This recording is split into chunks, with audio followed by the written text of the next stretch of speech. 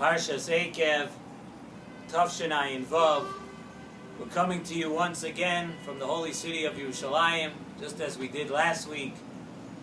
Parshas Ekev, the next week in the Shiva de Nechemta of the 7 Haftarahs between Tisha B'Av and Rosh Hashanah. We move along each week. Each week becomes more and more of a nechama to Klal Yisrael. The pasuk in this week's parsha says, "Kol ha-mitzvah asher anochi mitzavacha hayom." Moshe Rabbeinu in Mishnah Torah. Moshe Rabbeinu is talking to Klal Yisrael, and he says, "Kol ha-mitzvah asher anochi mitzavacha hayom." All the mitzvahs that I tell you today, tishmerun la'asos. You should keep all the mitzvahs, and what l'ma'an tichyun.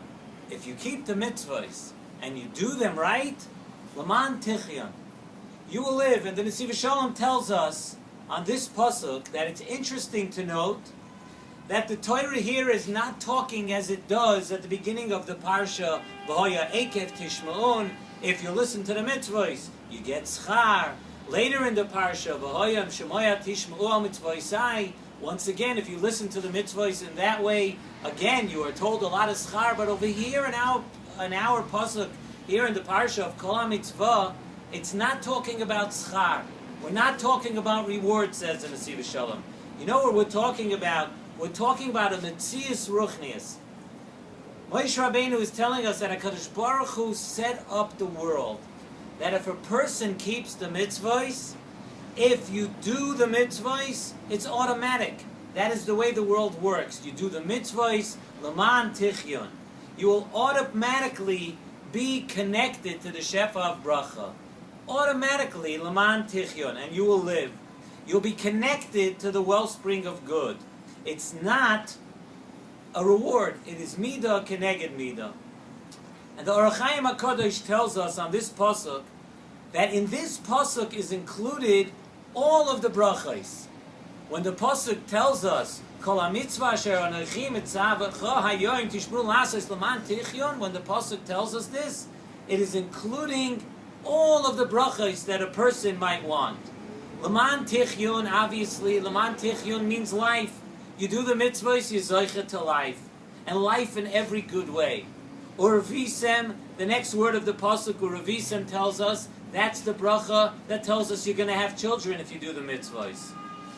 Uvasem v'yirishtem es haaretz, that you will come to Eretz Yisrael and you will inherit Eretz Yisrael. That pasuk of the Torah is telling us you'll have the bracha of mezoinei, the bracha of parnasa. That HaKadosh Baruch Hu will be giving you all of your needs if you keep the mitzvahs. And it's a lot different over here, like we said. It's not like the beginning of the parsha, and it's not like the end of the parsha where we speak about kiyum ha-mitzvahs. It's plain and simple over here. If a person keeps the mitzvahs, then you will succeed. It's a metzius of the world, and this is the way HaKadosh Baruch Hu set up the world.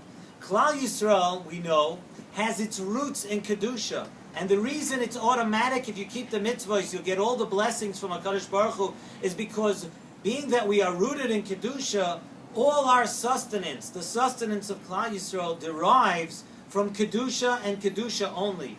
It comes from Torah and mitzvahs, nothing else. And when you keep the Torah and the mitzvahs, you connect yourself to that lifeline. There's a direct lifeline from Shemayim, and being that Klal Yisrael, its roots are in Kedusha, so only if we are involved in Kedusha, if we're involved in Torah, if we're involved in mitzvahs, we connect ourselves to that lifeline. And like we've said many times from the Nesivos Shalom, one of the big ways to connect yourself to that shefa of bracha, you want to attain bracha, is to connect yourself to the mitzvah of Shabbos. And Shabbos creates a shleimus in the person more than any other mitzvah, says in Nesivos Shalom, that if you respect the Shabbos and you keep the Shabbos the way it's supposed to be kept, and you do the right things on Shabbos, and you feel the ruchnius that you're supposed to feel on Shabbos, that's a more direct and the biggest connection a Yid could have to the shefa bracha from HaKadosh Baruch Hu. So the Torah is telling us here that HaKadosh Baruch Hu set up an order of nature, not reward here. It's an order of nature, and it has nothing to do with reward. Mitzvahs bring you brachas, and especially Shabbos. Nesivos Shalom brings down from the Likutei Torah a very, very interesting pshat in the words in the pasuk here that say Kol HaMitzvah. We've discussed it over the past couple of years also, but this is really, really something interesting and something to keep in mind. When the pasuk says Kol HaMitzvah, Likutei Torah brings from Rav Chaim Vital that there is something called Kol HaMitzvah, the complete mitzvah. And he says like this: just like a person, a human being, is a combination of a guf and a neshama. We have a physical guf, and we have a neshama. And one really cannot do without the other. In order for a person to function in this world, you really need both. You need the guf and the neshama. So too it is with the mitzvahs of the Torah. With the mitzvahs of the Torah, we have the same exact concept. And that concept is that the Maisa mitzvah, when you actually do the mitzvah, that's the guf ha-mitzvah. Just like the guf of a person, that is the guf ha-mitzvah. The chiyus, though, the heart and the energy, the neshama of the mitzvah, that comes from the effort and the energy that you put into the mitzvah. The machshavos and the kavanas, aside from the doing of the mitzvah. The doing of the mitzvah is the guf. But the chiyus and the energy that you put into a mitzvah, the machshavos and all those things, that is the neshama of the mitzvah. So when a person, the shleimus of a mitzvah comes when a person has both parts. You have the part where you're actually doing the mitzvah, obviously. In order to have a mitzvah, you have to do it. But plus that, a person must also you have to do a mitzvah, not because it's a burden, and not because you're upset to do the mitzvah. You're supposed to do it with energy. You're supposed to do it with joy. And then you have both parts together. You have the guf and the neshama of the mitzvah. And that is what our pasuk is telling us. Our pasuk is telling us, when are you zocheh to life? When are you zocheh to all the automatic brachas that are set up in the world when you have Kol HaMitzvah? That's why the Torah tells us, that's why our pasuk tells us, Kol HaMitzvah. That's where the mitzvah is done with the entire mitzvah, both parts, the guf and the neshama of the mitzvah. And if you do that, you have Laman Tichyun. The Torah gives you a haftacha that it will give you life. And we can really extend this to another promise that HaKadosh Baruch Hu gave us in the pasuk of Uvasem V'rishtem es haaretz. HaKadosh Baruch Hu tells us also that when you keep the mitzvahs, you'll be able to come to Eretz Yisrael and you'll be able to inherit Eretz Yisrael. Why is it that way? Why, if you do the mitzvahs, why you zoicha? Why of all things are we zoicha to Eretz Yisrael? And this is very appropriate that we say it while we're here in Eretz Yisrael, and it's something that's very important to understand. Eretz Yisrael, much like a mitzvah, there's two parts of Eretz Yisrael. Eretz Yisrael has the guf. Eretz Yisrael has the physical land of Eretz Yisrael, and that we all know what that's about.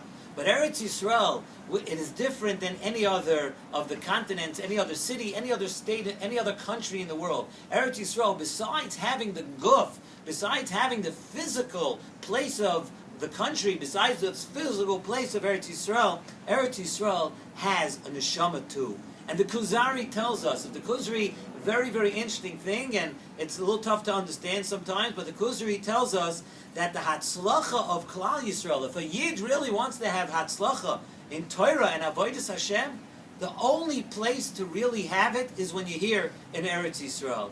And the Kuzari says, and the Nesivos Shalom brings it down and mentions it a few times, it's like a vineyard.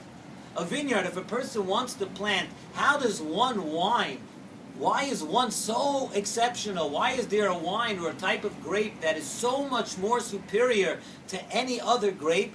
That is when it's planted just on the right mountain, just in the right place. And says the Kuzri, says in Nesivos Shalom, and he brings it down from there. Nesivos Shalom says the same thing is with the Yid, just like in order to produce the best wine, in order to produce the best grapes, you have to have the right topography, you have to have the right place. That is Eretz Yisrael to a Yid. A Yid could do mitzvahs anywhere in the world. You could learn Torah anywhere in the world. You could do Avodah, you could daven. But the optimal place, the place where we are in our right place, where the vineyard is just perfect, that is here in Eretz Yisrael. You know why that is? Because Eretz Yisrael has something extra. Eretz Yisrael, just like a Yid has a guf and neshama, Eretz Yisrael also has a guf and a neshama.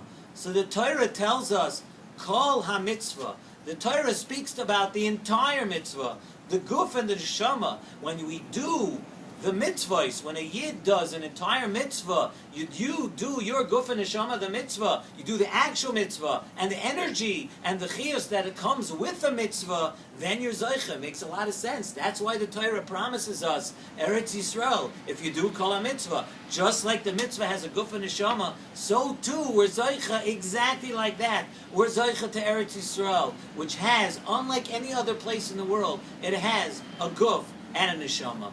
And it's worth thinking about now, when we're during the Shiva D'Nechemta, we're during the 7 weeks where HaKadosh Baruch Hu is consoling us. HaKadosh Baruch Hu is telling us that one day we're going to be Zoicha. One day soon we're going to come back to Eretz Yisrael and we're going to stay here for good. HaKadosh Baruch Hu is telling us that the way to do it is with what's written in this week's Parsha. It's not going to come back. We're not going to be Zoicha to come back here until we fix up the things. We're here because of Sinas Chinam. We're here, and unless we fix up all the things we did at that time, almost 2,000 years ago, when we lost Eretz Yisrael, unless we do the mitzvahs with energy, unless we do kol mitzvah, we're going to have to continue waiting. So let's learn the lessons of this week's Parsha. Let us do the right things to bring us back once and for all to Eretz Yisrael for good.